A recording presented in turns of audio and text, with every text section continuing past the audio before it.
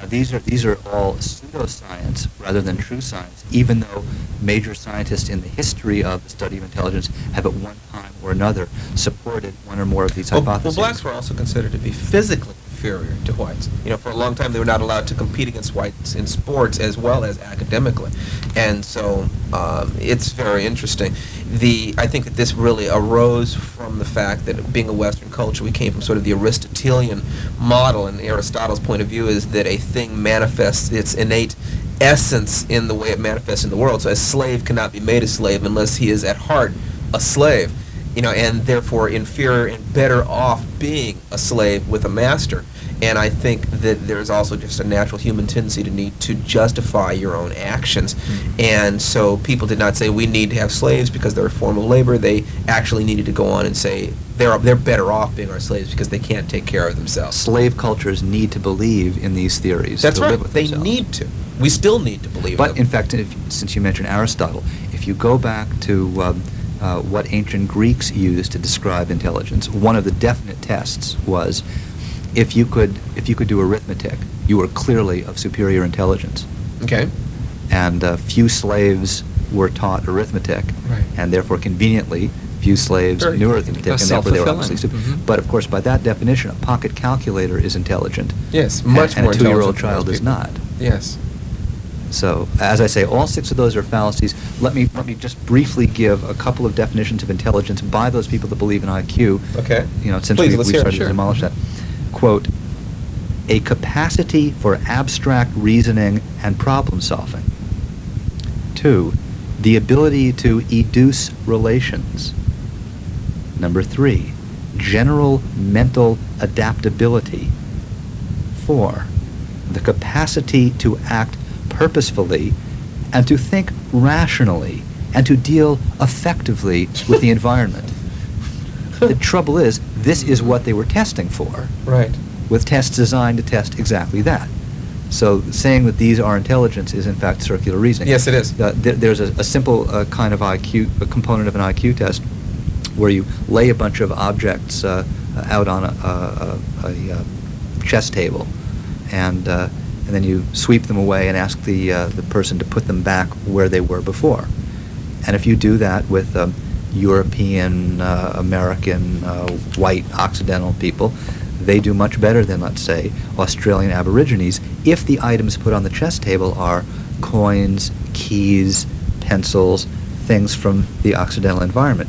If on the same chess table you put insects, twigs, stones, clots of dirt, bird feathers, and so on, the Aborigines do much better at remembering where they are. Gosh, than the I Occidentals. wonder why that could happen. So That's amazing. Who makes the IQ test Of determines course. what they're measuring as And it's intelligence. also absurd to assert that practicing IQ tests doesn't get you a better score. I mean, that's an absurdity.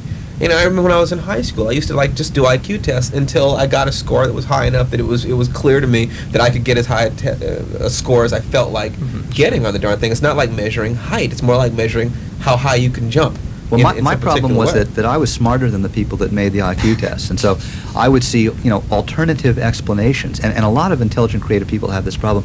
Sure. When someone asks you a multiple choice Actually, question, you just said something. They all I'd make sense. like to Creative, hold you. Yes, creative. exactly. I mean, what we're talking about when we say intelligence, let's talk about some of the great discoveries, of humankind.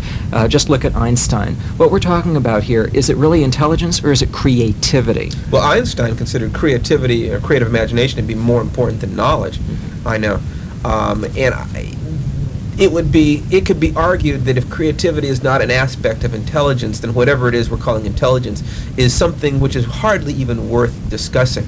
That unless intelligence leads to discoveries and creation and the betterment of your life and other people, why bother measuring it? Sure. John had said earlier that a calculator could be considered intelligent, That's right. According to certain definitions perhaps, because it does calculations. So Yeah, a lot of intelligence people- is not just the ability to do Well, calculations. a lot of people said as soon as a computer could learn to play good chess, we consider computers intelligent. That's the perfect example, because the field of artificial intelligence, by its very name, means attempting to make a machine replicate the characteristics which in a human being we call intelligence. And if the machine does well enough, at some point you've got to say, this machine is intelligent. And that was one of the criteria they laid out in the 1950s when artificial intelligence began. Once they can play a good game of chess, of course they're intelligent. Well, you can buy a machine for $100 that'll beat your pants off at chess, unless you happen to be a master or a grandmaster. Right. The things they thought would be easy to do by machine, hooking them up to a TV camera and recognizing, telling the people from the chairs in the room, the vision, very difficult. They thought it would be very easy to have computers translate from one language to another. They're not there yet. They thought it would be very easy to recognize spoken language from a microphone. Things human beings do every day things without that we do that really we think are thinking very about easy and not intelligent, in fact, are the deepest kinds of intelligence we now believe in the artificial intelligence community. Common sense is usually dismissed by the ivory tower. Developing robots that can have the kind of balance that 2-year-old babies, 2-year-old children have, or 8-month-old babies start developing, that have the ability to sense the environment and figure things out. The idea of a machine that could figure out the math of a jump shot in basketball, evading, twisting, turning, laying your plans, passing to somebody else, getting it back, shooting, driving for that basket. The number of calculations involved in that are astounding. So if Magic Johnson were president and it was the education president, then it would be quite clear that whites were genetically inferior. Absolutely. I've always considered coordination to be kinesthetic intelligence, to be just another form of intelligence. It's not one that gets tested. How about musical intelligence? Of course, I was just thinking. Wasn't Mozart the brightest person who ever lived by that characteristic? By that characteristic, absolutely correct. And he again, could we see, come back what is to it? You creativity. told me he saw the whole symphony in his head simultaneously? Instantly, yeah. So we've got all these different capacities, and some of them might be freak things. I mean, Mozart certainly kind of sounds like he just kind of popped out of the womb and there it was, Well, except it was a family where everyone played musical instruments all the time. Exactly. It's not like, and undoubtedly in the womb he heard it all the time. So after 5 months the cortex is convoluted enough to start picking up sounds in the womb? How many months? Well, that argument is pretty convoluted too, but by 5 months the brain is developing those secondary architectural characteristics, i.e. looks wrinkly, looks like you left the brain in the bathtub overnight. I felt like that. I had mornings like that. So the more we try to come up with a useful definition for intelligence, the more it eludes us. It seems that any simple definition of intelligence begins to recede like the horizon. Are there any conclusions as to the responsibility of genetics as opposed to environment? I mean, the core argument, the core cliched argument is nature versus nurture. Well, obviously, you've got to be hardwired with something before you can build something else on that. And if you look at an ant and you look at a human being, obviously our genes are much, much, much more complex, and we have so much more in the way up here. Our neocortex is huge. And in point of fact, I think I had mentioned to you earlier, also there is the question of the history of the evolution of the brain from when we didn't have too much to when we have a great deal. The lizard brain, the R complex, as Carl Sagan has discussed in his book, The Dragons of Eden, and then you add on to that, and perhaps that came up 100 million years ago, several hundreds, and then you develop a limbic system, something that differentiates us from reptiles, for example. That's the seat of the emotions, in quotes. So all of a sudden we develop an emotional brain. I mean, the seat of where perhaps art comes from, where love comes from, altruism, self-sacrifice, things that reptiles really don't have in a great deal of abundance, with some exceptions. And then perhaps tens of millions of years ago, we develop a neocortex, and really that is where the bulk of our intelligence seems to lie, and 85% of the human brain is made up now of the neocortex. So clearly, genetics does have something to do with it. But you're talking about the species human as opposed to other species. Now, is there any evidence that any one group, racially, I mean, and that's, of course, pseudoscience right there, has any corner on or produces any larger a number of people of high or low aptitude than any other group? Well, let me talk to you about that, but obliquely, because came across some statistics about brain sizes that I thought that you might find interesting, brain sizes and intelligence, etc.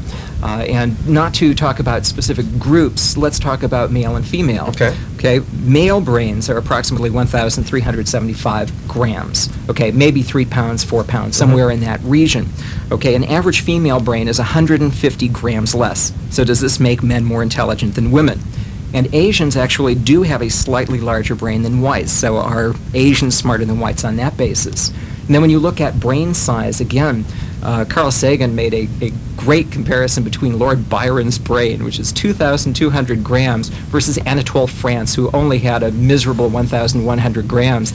So is Anatole France a moron in comparison to Lord Byron? Right. I mean, obviously, the amount, or the actual mass of the brain also doesn't have anything to do with it once you reach a critical threshold of neurons or perhaps synaptic connections. So And maybe otherwise, wouldn't that's it what's like most important. a blue whale's brain, outweigh anything that, wouldn't they by that standard be the most intelligent creatures on the planet? Sure, but that's in absolute terms. What you really need to look at is the brain size to body ratio, and really that's Okay, the what amount of seems to be brain that it important. takes to actually just run the body, as opposed to how much is left over for cogitation. Johnny, you're I've champing at the bit. I've got to jump in. Go about please that. do, please The do. size of the brain, because it was Broca, one of the early experts on Sure, the brain, Paul who talked Broca. about, right?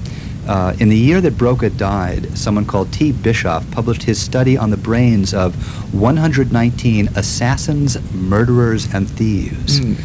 Their average exceeded the mean of honest men by 11 grams. In fact, 14 of them topped 1,500 grams, and 5 exceeded 1,600 grams. By contrast, only 3 men of genius could boast more than 1,600 grams, while the assassin Le Pelé, at 1,809 grams, must have given pause to these experts on brain size. In fact, the largest female brain ever weighed, 1,565 grams, belonged to a woman who killed her husband. Well, That's who's to say great. that wasn't Well, what intelligent? was it? We You know, don't the know. successful was it Dr. No said it. The successful criminal is always more intelligent, must be, because he is operating against all of society, arrayed. So we can agree that the current opinion is that genetics per se does not play a major role in the determination of intelligence. And that it isn't how big it is, it's how you use it. That's right. We are talking about brains here. Do Yes. black men have bigger brains? As- That's what I want to know. As Woody Allen Let me said. whip this out. Speaking of that, reminds me of Woody Allen, who said, the brain, my second favorite organ. Yes. A whole new spin on give me a little head. No. What I'd like to know is, if it's not genetics, then is it environment? Or is it just chance? Again, a part of it really is environment. There have been multiple studies done with rats, and obviously you cannot take a rat and compare it to a human being, but you Well, put in rats certain isolated cases. well, you may be right about that. But if you take rats and you raise some in a very dull, monotonous environment, and you raise rats in an enriched, ever-changing, variegated environment, those rats do have more synapses. You think so? Yeah. Oh, yes. You section their brains, and you can clearly see it. Dendritic spines and all that stuff? Yes, we're talking about interconnections Right, between okay. the neurons. And in fact, that may go back to intelligence. What did Albert Einstein's brain have, perhaps that nobody else did? Perhaps more synapses. And that may be the trick with intelligence. I mean, if every human brain is approximately 100 billion neurons in size, if everybody has action potentials that travel at 200 meters per second or less, so if we're talking about everybody having approximately the same material to start with, well then maybe it's the number of synapses, the complications in the brain anatomy that really allow for the creation of intelligence. John? Well, that's one of the most speculative hypotheses that came out of a study of prodigious savants. I'm looking here at a book entitled "Extraordinary People: Understanding Idiot Savants" by Darrell A. Trefford, M.D. And they looked through all the medical records of people some of whom came from very empty environments, of people who were considered to be idiots, locked away in a room somewhere, who nonetheless were able to do incredible calculations, i.e. by Aristotelian terms were geniuses, were able to tell you One common example is the day of the week for any date thousands of years in the past or the future. And the most speculative thing they found, looking at these savants, was the possible association of prematurity in the savant with the prevention of massive early neuronal cell die-off.